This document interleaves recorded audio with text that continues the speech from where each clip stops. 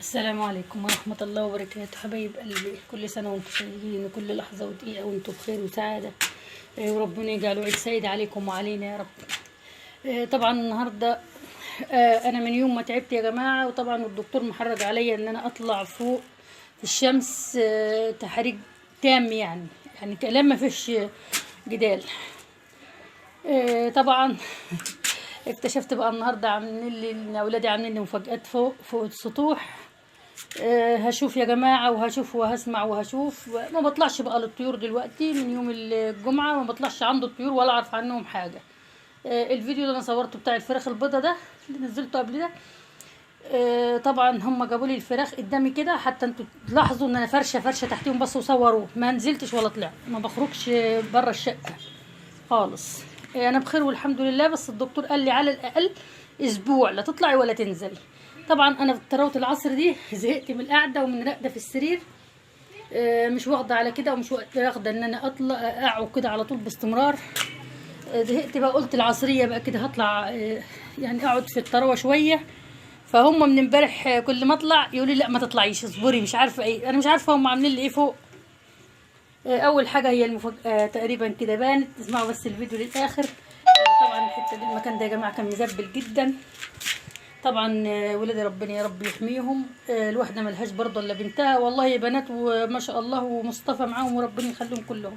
الحته دي كانت مزبله جدا جدا، كنتوا بتشوفوني وانا بطلع، لان انا ما كنتش بقدر اشيل من التعب، ما كنتش اقدر اشيل الزباله والحاجات اللي هنا. وكنت زي ما يعني انا متكول على نفسي، ما بخليش حد يعمل حاجه. طبعا السلم ده كان كله والله تراب، كله تراب اهو، كله تراب. طبعا انا ما اعرفش حتى الطيور اللي فوق هي جرى لها ايه، ولا اعرف الدنيا فوق جرى لها ايه. شايفين يا جماعه السلالم ما شاء الله نظفوها. المكان ده يا جماعه عشان الشقه اللي فوق لازم تشطب بسلالمها، فاحنا مشطبين بس، عاملين لحد هنا رخامه بس لحد اللي ينزل على الشقه. طبعا ده باب الشقه حاطه شكاره علفه اهي، ده من الباب ده مستغنيين عنه، حتى ورا الستاره في الصاله، وانبوب اهو المقشه وكله اهو. طبعا احنا طالعين دلوقتي على السلم، هنطلع بقى نشوف الاولاد عاملين فوق، واشوفهم بيضحكوا على طول. فانا قلت هطلع بقى شويه هوي نفسي، مع اني والله بطلع بصعوبه جدا وطالعه بالغصب، يعني مش قادره اهو. المهم ان انا هطلع. الله اكبر، هي دي المفاجاه بقى اللي كانوا عاملينها لي. هي دي المفاجاه، هي دي يا دكتوره المفاجاه. الدكتوره طبعا قاعده دلوقتي بتقرا في كتاب، وبعد قبل الكتاب كانت بتقرا في المصحف. ربنا يقوي منها يا رب. وصايمه طبعا، هم صايمين ما شاء الله عليهم، الله اكبر، رغم اللي بيعملوا ده كله هم صايمين. طبعا هي دي يا جماعه الحاجات اللي توقعتها. وانا ليا 3 ايام دلوقتي راقده في السرير، الخميس والجمعه والسبت، يعني داخل على رابع يوم. هي دي بقى الحاجات اللي كانوا عاملينها لي. نظفوا لي السطوح والله كلها، نظفوا لي السطوح. وفي مفاجآت تحت برضه هوريها لكم كتير ان شاء الله في الفيديوهات الجايه. السطح طبعا كان مزبل جدا جدا، ما كنتش بقدر اعمل اي حاجه والله. في الايام الاخيره دي كنت تعبانه. شايفين يا جماعه ما شاء الله.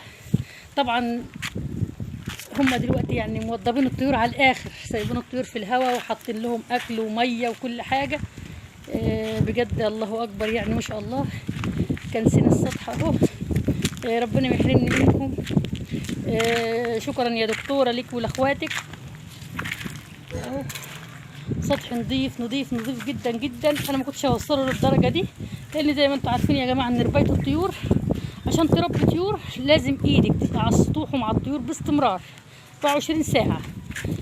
ما تقدرش. انا كنت حتى لما اغفل يومين ما تنش السطوح كنت ببقى حاسه انها مقلب زباله زي ما بيقولوا.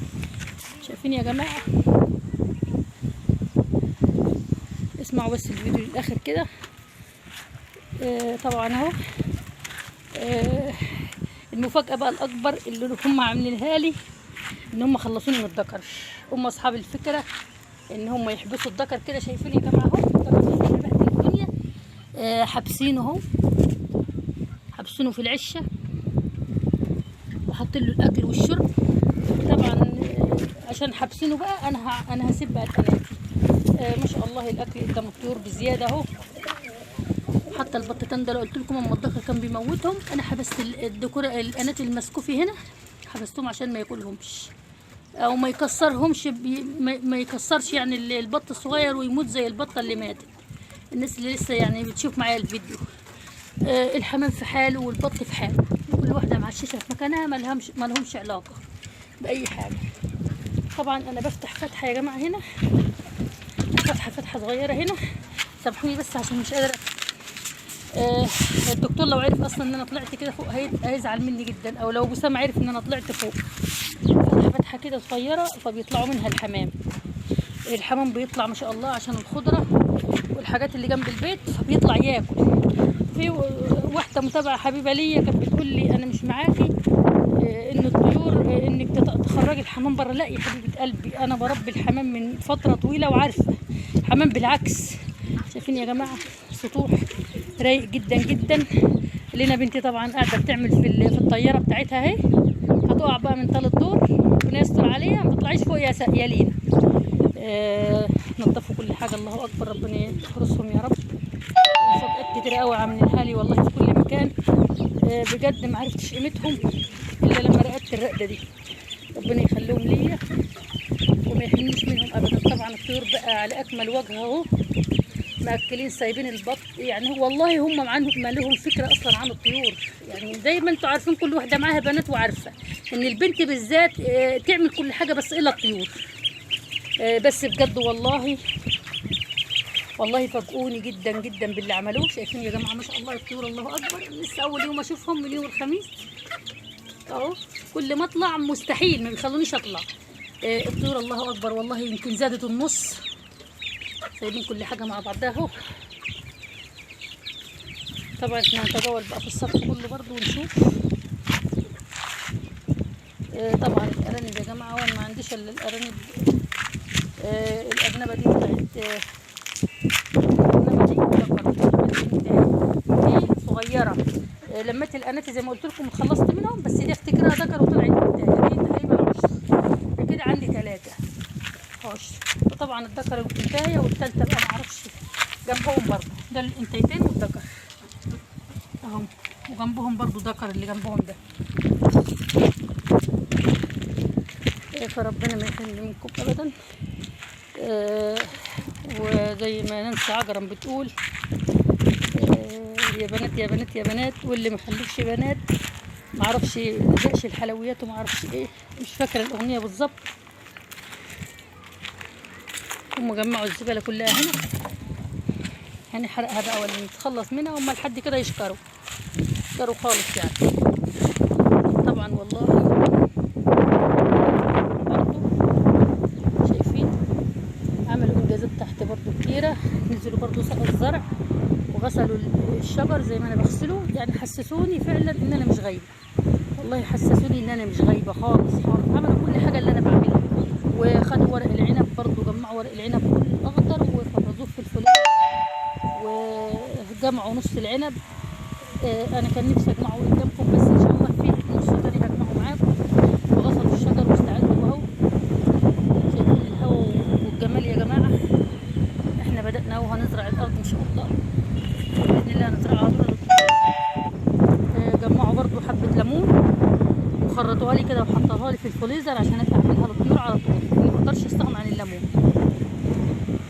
المنظر روعه، منظر حلو بجد. انا كنت حاسه ان انا مخنوقه، والله كنت حاسه الايام اللي انا كنت قاعداها في السرير دي ان انا فعلا الصحه ما فيش احسن منها في الدنيا. الحمد لله، بذكر لله شكر ليل ونهار للنعمه اللي عطاها لي. وربنا يا رب يوفقهم، وربنا يخلي كل واحده بنتها. بجد يا جماعه الوحده الوحدانيه، انا كنت غلطانه الاول لما كنت بعزلهم واقول لهم لا ما تعملوش انتوا انا هعمل. لا يعني بجد لما الانسان يجي على اعصابه وعلى نفسه لا. انا طول عمري احب اريح ولادي قوي قوي قوي، واحب اخليهم يعني في احسن حال، احب اسعدهم واجي على نفسي. بس بجد لا، يمكن كنت غلطانه. هم يعني ظهروا لي ان هم فعلا ان هم بيتصرفوا احسن مني مليون مره. الحمد لله والشكر لله على ربنا. بجد انا مبسوطه بالسطح قوي، مبسوطه جدا بالسطح. طبعا يا جماعه ان شاء الله باذن الله لما ربنا يعافيني بعد العيد كبير باذن ربنا، باذن الله هبتدي اعمل اوض هنا باذن الله. انا فكرت الفكره دي لان انا هعمل مشاريع بط ومشاريع فراخ بيضه. هجيب يعني هجيب حاجات مكيفات وحاجات للفراخ البيضه، وهعمل ان شاء الله مشاريع بط ومشاريع طيور ومشاريع فراخ بلدي، لان في حد كلمنا في الموضوع ده وهيدخل معانا بالنص ان شاء الله. فانا هعمل الحاجات دي باذن ربنا لما امسك صحتي كده شويه والسطح والسطح يعني قصدي والعيد يخلص ان شاء الله. طبعا انا هطلع بقى القناتي دي ملهمش لازمه كده في رقدتهم، وهقعد بقى شويه في الهوا اسبح ربنا واستغفر. انا مش صايمه يا جماعه، انا اللي زعلني ان انا مش صايمه الايام دي عشان باخد علاج، فالدكتور قال لي لا ما تصوميش. حاولت اصوم كله اعترض، قال لي خلاص انت صومي يوم الوقفه بس. الحمد لله والشكر لله. اشوفكم في فيديوهات تانية، والسلام عليكم ورحمه الله وبركاته، وكل سنه وانتم طيبين.